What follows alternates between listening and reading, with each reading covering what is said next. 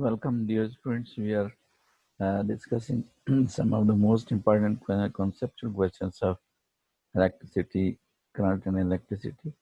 And during these classes, we will go in detail to discuss some of the most conceptual and important questions which are about current and electricity. Now, the first one is why it is not possible to measure the drift speed for electron by timing their travel along its conductor. So here it is. The conduction of electricity in the metal is due to free electrons. Electrons have thermal energy which depends on the metal temperature, and they wander randomly through the metal from atoms to atom.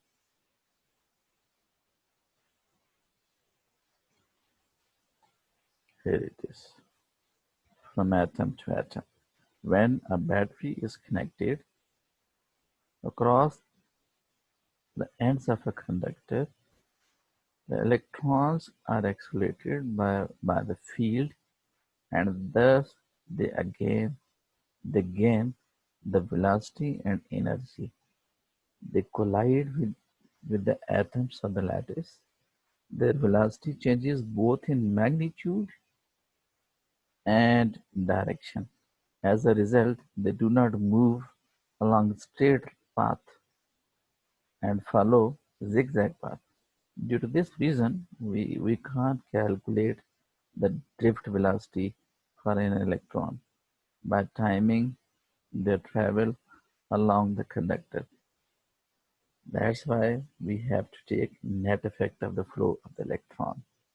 So we can estimate the average drift speed for an electron only.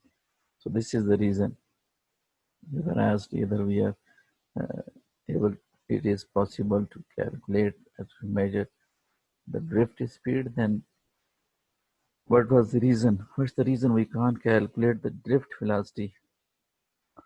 And we can calculate the drift speed, but we can't calculate the speed. Why? Velocity. Why?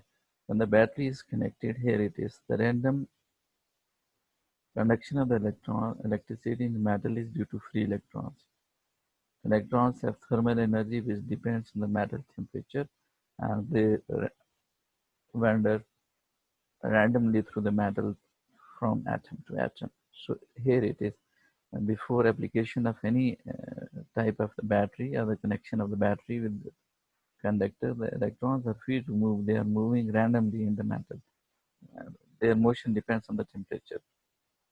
When the battery is connected or across the ends of the conductor, the electrons are accelerated by the field, and thus they gain velocity.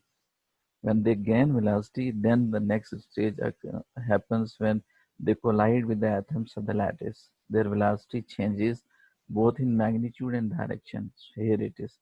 Direction is changing and the magnitude of the velocity also changes. So it results in the at the end that they're not moving along the straight path. They are moving zigzag path. Due to this reason, we can't calculate the drift velocity of an electron by timing their travel along the conductor. So that's the reason why we can't calculate the drift velocity. We can calculate only the drift speed. Why? Because with increase of the potential, the speed of the electron increases. As a result, their direction also increases and they follow zigzag path. They're not moving along a straight line. So this is the reason why we are unable to calculate their velocity. So moving for another type of the question, here it is. The relationship or that is equal to V divided by I. It is basically taken from Ohm's law, that is V is equal to IR at constant resistance. At constant resistance, potential is directly, current passing through a conductor is directly proportional to the potential applied. Tells us the resistance of a conductor is directly proportional to the potential difference applied to it. What do you think for this proportion? Here it is. The relation is R that is equal to V divided by does not mean that the resistance of the conductor is directly proportional to potential difference. What it means? It depends on the ratio of V and I. So this is the most important thing to understand. Don't ever think that this resistance is directly proportional to the potential applied, but it is directly proportional to the ratio between V and I. When the potential and current ratio is high, then the resistance, of course, will be high.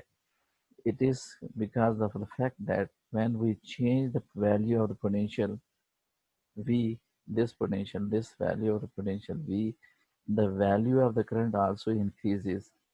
As a result, the ratio of V and I gives us a constant value of R. Here, R represents the resistance of the conductor. The value of the resistance R depends upon the, here it is, on what the value depends on nature, dimensions, and physical state of the conductor. So on these factors, the resistance of a conductor depends. But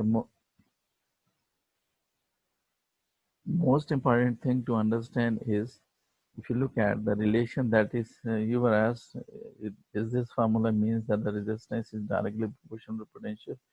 No, it is not directly proportional. When you are increasing potential, it has some other effect. It has no direct relation with the resistance, because with the increase of the potential, the current also increases. A time comes when the ratio between V and I becomes constant. So that's why the resistance of any conductor, then that depends upon these factors, that is nature of the conductor, dimensions of the conductor, and physical state of the conductor. So here are the main points on which the ratio resistance depends. But before we come to this, reach to up to this final statement, first of all, we have to see what happens. Applied, it depends on the ratio of V and I, means potential and current passing through the conductor after application of potential V, and it is because of the fact that we change the value of the potential V, the value of I also changes, means increase of the potential will result in increase of the uh, current as well. As a result, the ratio of V and I gives us a constant value for R. It gives us a constant value for R, and R is the resistance of a conductor, which depends upon the value of the which depends on the nature of the conductor, the dimensions of the conductor, and the physical state of the conductor. Means we have to see, we are not changing the state of the conductor from solid to liquid. We are not increasing the temperature of the conductor. So these are some of the important points to remember. In this class, what we have studied, we have studied about can we calculate the speed, velocity of electrons, drift velocity of electrons, or we can calculate the drift speed. We have discussed here in detail why we can't calculate the velocity and why we are able to calculate the speed. So then we have discussed about the relation that is equal to V divided by I. It's the ratio between potential and current, and we have discussed what's the relation of resistance with this ratio.